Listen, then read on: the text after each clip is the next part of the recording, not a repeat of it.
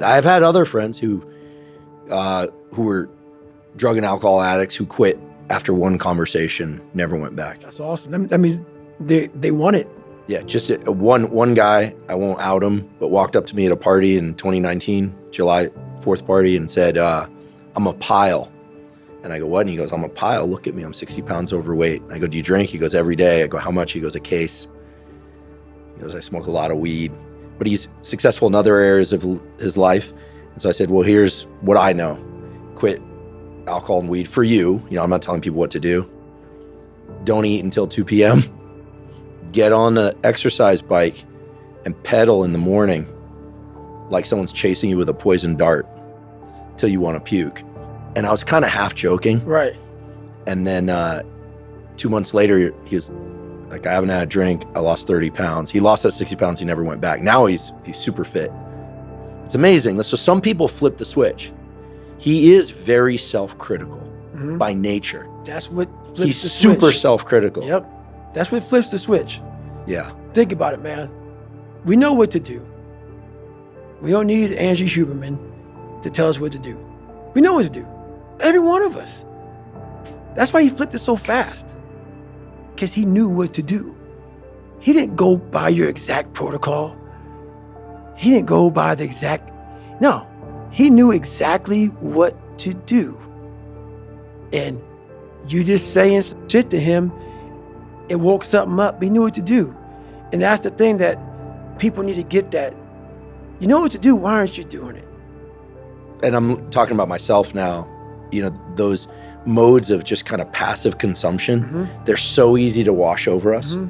I used to have this thing, and I'm fighting this now because I knew we were gonna have this conversation today, where I like to start things on the hour or the half hour. Right. Worst practice in the world for me, because if I miss that half hour, I'm like, it's 12:33.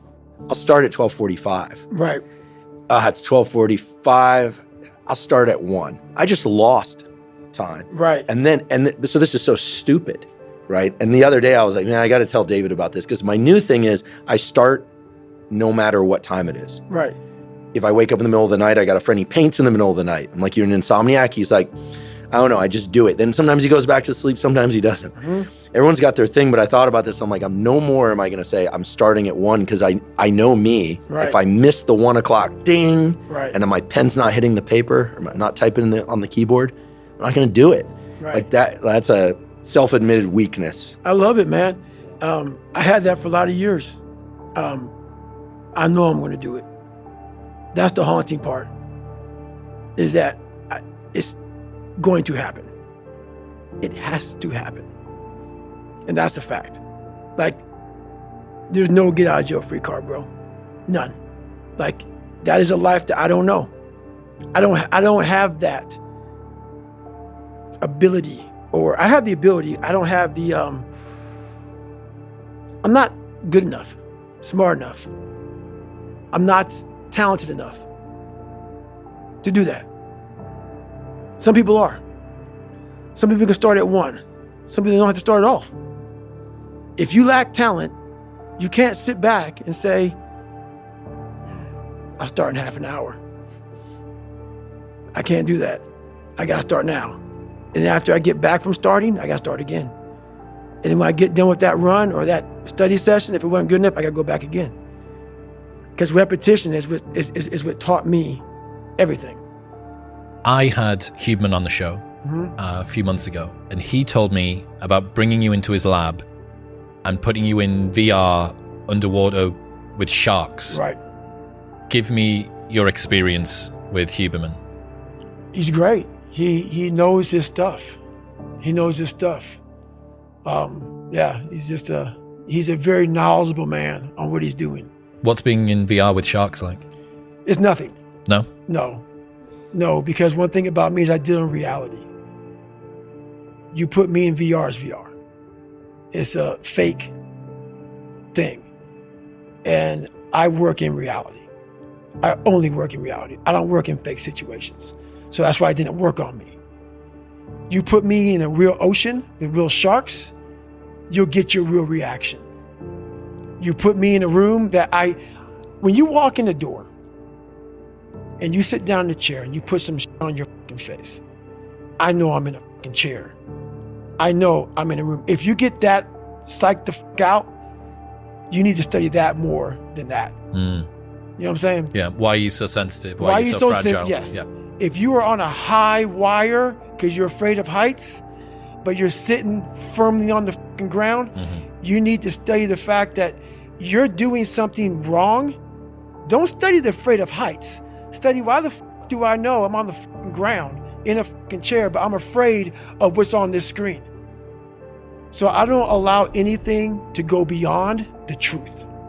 He said that, obviously you didn't know this in advance. It could have been the most lifelike VR in the history of the world. Right. And apparently it was a group of you guys, and someone had to go first. Someone had to go first. You're not that good with water. Not sure how you feel about sharks, but can't imagine you're a fan. And you were just like, me, please. Yep. I'm first. Yeah, I'm like that with everything. Because why sit back in the back and think about, let me watch you go first. You can watch me go first. Is there anything that you'd like to study with Huberman? Would there be any like cool tests? Is there anything that you've been thinking about to do with performance or anything like that at the moment? No. You've just got your own mental lab. You're doing I got my own everything mental yourself. lab. Everything I need is in my mental lab. Everything. Because I'm in constant study of myself. And I know what needs to be conquered because I'm constantly going through what I don't like, what I'm not comfortable with. You know, like I know, and only I can fix these problems because I have to face these problems. So I have a rolling log on what needs to happen. So I'm really good about being accountable about, okay, you need to be better here, you need to be better here, you need to overcome this, overcome that, and I do a good job of doing that. You talk about performance without a purpose. What's that? So, like, for instance, let's say you have no races. Let's say you have no classes, no nothing. There's no purpose in your life. You know, people need to have purpose to get up. They need purpose to perform. You need to get to a point in your life where there's nothing on the docket. There's no 5K. There's no I'm going to get into school to be this or that and still perform to the highest level. Because what people don't get is one day that thing's going to come up. And if you're not constantly performing without purpose, you're not going to be ready when the time comes. It's this magical thing, purpose, that we're all looking for. But what's funny about it all is that we need these things to perform. But we don't take a second to realize the purpose is always there. The purpose never leaves us because the very purpose is you. You are always the purpose. There may be another purpose, like being a SEAL or going to college or whatever, but the main purpose in life is you. So if you wake up in the morning and you don't want to do something, you don't care enough about yourself.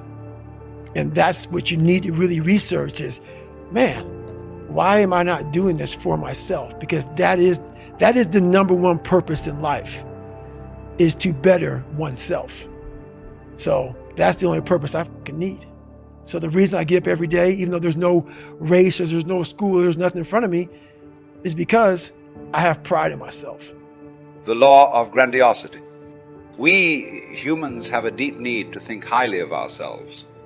If that opinion of our goodness, greatness, and brilliance diverges enough from reality, we become grandiose. We imagine our superiority. Often a small measure of success will elevate our natural grandiosity to even more dangerous levels. Our high self-opinion has now been confirmed by events. We forget the role that luck may have played in the success or the contributions of others. We imagine we have the golden touch, losing contact with reality. We make irrational decisions. That is why our success often does not last. Look for the signs of elevated grandiosity in yourself and in others, overbearing certainty in the positive outcome of your plans, excessive touchiness if criticized, a disdain for any form of authority. Counteract the pull of grandiosity by maintaining a realist assessment of yourself and your limits. Tie any feelings of greatness to your work, your achievements, and your contributions to society. Keys to human nature. Let us say that you have a project to realize or an individual or group of people you wish to persuade to do something. You can think of the project or task ahead of you as a block of marble you must sculpt into something precise and beautiful. The block is much larger than you and the material is quite resistant, but the task is not impossible. With enough effort, focus, and resiliency, you can slowly carve it into what you need. You must begin, however, with a proper sense of proportion. Goals are hard to reach, people are resistant, and you have limits to what you can do. With such a realistic attitude, you can summon up the requisite patience and get to work. Imagine, however, that your brain has succumbed to a psychological disease that affects your perception of size and proportion. Instead of seeing the task you are facing as rather large and the material resistant, under the influence of this disease, you perceive the block of marble as relatively small and malleable. Losing your sense of proportion, you believe it won't take long to fashion the block into the image you have in your mind of the finished product. You imagine that the people you are trying to reach are not naturally resistant, but quite predictable. The emphasis is not on what you need to do to succeed, but on what you feel you deserve. We can call this psychological disease grandiosity. As you feel its effects, the normal realist proportions are reversed. Your self becomes larger and greater than anything else around it. That is the lens through which you view the task and the people you need to reach. This is not merely narcissism, in which everything must revolve around you. It is a feeling of being not merely human, but godlike. Your task as a student of human nature is threefold. First, you must understand the phenomenon of grandiosity itself, why it is so embedded in human nature, and why you will find many more grandiose people in the world today than ever before. Second, you need to recognize the signs of grandiosity and know how to manage the people who display them. And third and most important, you must see the signs of the disease in yourself and learn not only how to control your grandiose tendencies, but also how to channel this energy into something productive. Grandiosity has its roots in the earliest years of our life. In our first months, most of us bonded completely with our mother. We came to believe that the breast that gave us food was actually a part of ourselves. We were omnipotent. All we had to do was feel hungry or feel any need, and the mother was there to meet it, as if we had magical powers to control her. But then, slowly, we had to go through a second phase of life in which we were forced to confront the reality. Our mother was a separate being who had other people to attend to. We were not omnipotent, but rather weak, quite small and dependent. This realization was painful and the source of much of our acting out. We had a deep need to assert ourselves, to show we were not so helpless, and to fantasize about powers we did not possess. Some children do not go through that second phase in early childhood, in which they must confront their relative smallness, and these children are more vulnerable to deeper forms of grandiosity later in life. They are the pampered, spoiled ones. The mother and the father continue to make such children feel like they are the center of the universe, shielding them from the pain of confronting the reality. The early pampering marks them for life. They need to be adored. They become masters at manipulating others to pamper them and shower them with attention. They naturally feel greater than anyone above them. If they have any talent, they might rise quite far, as their sense of being born with a crown on their head becomes a self-fulfilling prophecy. In the past, we humans were able to channel our grandiose needs into religion. Gods and spirits represented these elemental powers of nature that dwarfed our own. By worshipping them, we could gain their protection. Connected to something much larger than ourselves, we felt enlarged. Many centuries later, in a similar manner, we channeled this energy into worshipping leaders who represented a great cause and promoted a future utopia, such as Napoleon Bonaparte and the French Revolution. Today, in the Western world, religions and great causes have lost their binding power. We find it hard to believe in them and to satisfy our grandiose energy through identification with a greater power. The need to feel larger and significant, however, does not simply disappear. It is stronger than ever. And absent any other channels, people will tend to direct this energy toward themselves. Because of this, we find more and more grandiose individuals among us. Other factors have also contributed to increases in grandiosity. First, we find more people who experienced pampering attention in their childhood than ever in the past. Second, we find increasing numbers of people who have little or no respect for authority or experts of any kind, no matter the expert's level of training and experience which they themselves lack. Without a sense of anyone rightly being above them and deserving authority, they can position themselves among the highest. In looking at the people around you, you must realize that their grandiosity, and yours, can come in many different forms. Most commonly, people will try to satisfy the need by gaining social prestige. People may claim they are interested in the work itself or in contributing to humanity, but often deep down what is really motivating them is the desire to have attention, to have their high self opinion confirmed by others who admire them, to feel powerful and inflated. People still tend to idealize leaders and worship them, and you must see this as a form of grandiosity. By believing someone else will make everything great, followers can feel something of this greatness. On a more personal level, people will often idealize those they love, elevating them to God or goddess status, and by extension feeling some of this power reflected back on them. In the world today, you will also notice the prevalence of negative forms of grandiosity. Many people feel the need to disguise their grandiose urges not only from others but also from themselves. They will frequently make a show of their humility. They are not interested in power or feeling important, or so they say, but you will notice they have a need to display this humility in a public manner. It is grandiose humility, their way to get attention and to feel morally superior. A variation on this is the grandiose victim. They have suffered a lot and been the victim numerous times. In essence, they are compelled to create the drama that will turn them into a victim. Feeling and expressing their misfortune gives them their sense of importance, of being superior in suffering. You can measure the levels of grandiosity in people in several simple ways. For instance, notice how people respond to criticism of them or their work. Some people become enraged and hysterical because we have called into doubt their sense of greatness. You can be sure that such a person has high levels of grandiosity. Similarly, such types might conceal their rage behind a martyred, pained expression meant to make you feel guilty. Grandiose people are generally big talkers. They take credit for anything that is even tangential to their work. They invent past successes. Higher grandiose types generally display low levels of empathy.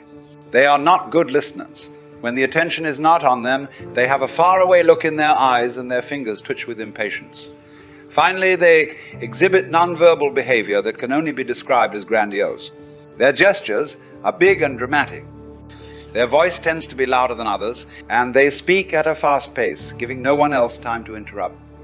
If such types happen to be your rivals, consider yourself lucky. They are easy to taunt and bait into overreaction. Finally, you will need to manage your own grandiose tendencies. The greatest protection you can have against grandiosity is to maintain a realistic attitude. You know what subjects and activities you are naturally attracted to. You need to play to your strengths and not imagine you can be great at whatever you put your mind to. You must have a thorough understanding of your energy levels, of how far you can reasonably push yourself, and of how this changes with age. This self-awareness has a physical component to it that you must be sensitive to. When you are doing activities that mesh with your natural inclinations, you feel ease in the effort. When you take on too much, more than you can handle, you feel not only exhausted but also irritable and nervous. You are prone to headaches. When you have success in life, you will naturally feel a touch of fear, as if the good fortune could disappear. You sense with this fear the dangers that can come from rising too high and feeling too superior. Your anxiety is telling you to come back down to earth. The grandiose leader. If people with high levels of grandiosity also possess some talent and a lot of assertive energy, they can rise to positions of great power. Mesmerized by their image, we often fail to see the underlying irrationality in their decision-making process and so follow them straight into some disaster. They can be very destructive. To awe us and distract us from the reality, they employ certain theatrical devices. It is imperative for us to see through their stage tricks, to demythologize them and scale them back down to human size. The following are 6 common illusions they like to create. I am destined. Grandiose leaders often try to give the impression that they were somehow destined for greatness. They tell stories of their childhood and youth that indicate their uniqueness, as if fate had singled them out. They highlight events that showed from early on their unusual toughness or creativity, either making such stories up or reinterpreting the past. The future great leader was already in gestation at a young age, or so they make it seem. When you hear such things, you must become skeptical. Look for the more mundane facts behind the tales of destiny, and if possible, publicize them. I'm the common man woman. In some cases, grandiose leaders may have risen from the lower classes, but in general they either come from relatively privileged backgrounds or because of their success have lived removed from the cares of everyday people for quite some time. Nevertheless, it is absolutely essential to present themselves to the public as highly representative of the average man and woman out there. Only through such a presentation can they attract the attention and the adoration of large enough numbers to satisfy themselves. The trick grandiose leaders play is to place the emphasis on their cultural tastes, not on the actual class they come from. The public can now identify with them despite the obvious contradiction. But the grandiosity of this goes beyond merely gaining more attention. These leaders become vastly enlarged by this identification with the masses. They are not merely one man or woman, but embody an entire nation or interest group. To criticize them is to want to crucify the leader and betray the cause. If you notice such paradoxes and primitive forms of popular association, stand back and analyze the reality of what is going on. I will deliver you. These types often rise to power in times of trouble and crisis. They will be the ones to deliver the people from the many problems they are facing. In order to pull this off, their promises have to be large yet vague.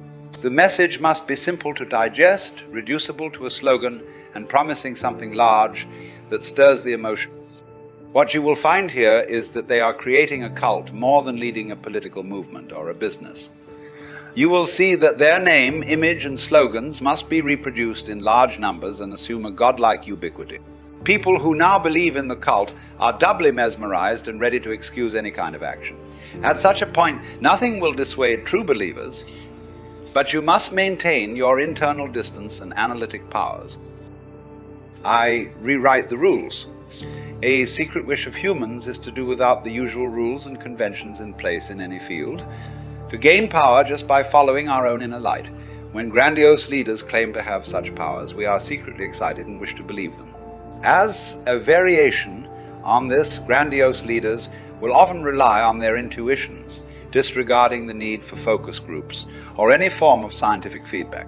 They like to create the myth that their hunches have led to fantastic successes, but close scrutiny will reveal that their hunches miss as often as they hit. When you hear leaders present themselves as the consummate maverick, able to do away with rules and science, you must see this only as a sign of madness, not divine inspiration. I have the golden touch. Those with heightened grandiosity will try to create the legend that they have never really failed. If there were failures or setbacks in their career, it was always the fault of others who betrayed them. Related to this is the belief that they can easily transfer their skills. This is often a fatal move on their part, as they attempt things beyond their expertise and quickly become overwhelmed with the complexity and chaos that come from their lack of experience. In dealing with such types, look carefully at their record and notice how many glaring failures they have had.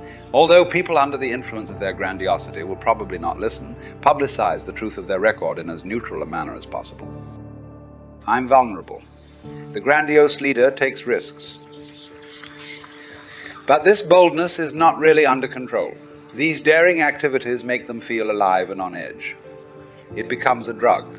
They need bigger stakes and rewards to maintain the feeling of godlike invulnerability. In fact, they are rather invulnerable until that fatal hubristic maneuver in which they finally go too far and it all crashes down. Suddenly, the aura of being invulnerable is shattered. This occurs because their decisions are determined not by rational considerations, but by the need for attention and glory, and eventually reality catches up in one hard blow. Practical grandiosity. Grandiosity is a form of primal energy we all possess. Normally, grandiosity makes us imagine we are greater and more superior than is actually the case. We can call this fantastical grandiosity because it is based on our fantasies and the skewed impression we get from any attention we receive. The other form, which we shall call practical grandiosity, is not easy to achieve and does not come naturally to us, but it can be the source of tremendous power and self-fulfillment. Practical grandiosity is based not on fantasy, but on reality. The energy is channeled into our work and our desire to achieve our goals, to solve problems, or to improve relationships. Although the precise way to channel the energy will depend on your field and skill level, the following are 5 basic principles that are essential for attaining the high level of fulfillment that can come from this reality-based form of grandiosity. Come to terms with your grandiose needs. You need to begin from a position of honesty. You must admit to yourself that you do want to feel important and be the center of attention. Only with this self-awareness can you begin to transform the energy into something practical and productive. Concentrate the energy. Fantastical grandiosity will make you flit from one fantastic idea to another, imagining all the accolades and attention you'll receive but never realizing any of them. You must do the opposite. You want to get into the habit of focusing deeply and completely on a single project or problem. You want the goal to be relatively simple to reach, and within a time frame of months and not years. You will want to break this down into many steps and goals along the way. Your objective here is to enter a state of flow in which your mind becomes increasingly absorbed in the work, to the point at which ideas come to you at odd hours. This feeling of flow should be pleasurable and addicting. Related to this, you want this project to involve skills you already have or are in the process of developing. Your goal is to see continual improvement in your skill level, which will certainly come from the depth of your focus. Your confidence will rise. That should be enough to keep you advancing. Maintain a dialogue with reality.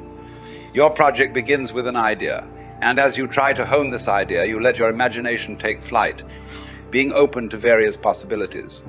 At some point, you move from the planning phase to execution. Now you must actively search for feedback and criticism from people you respect or from your natural audience. You want to hear about the flaws and inadequacies in your plan, for that is the only way to improve your skill.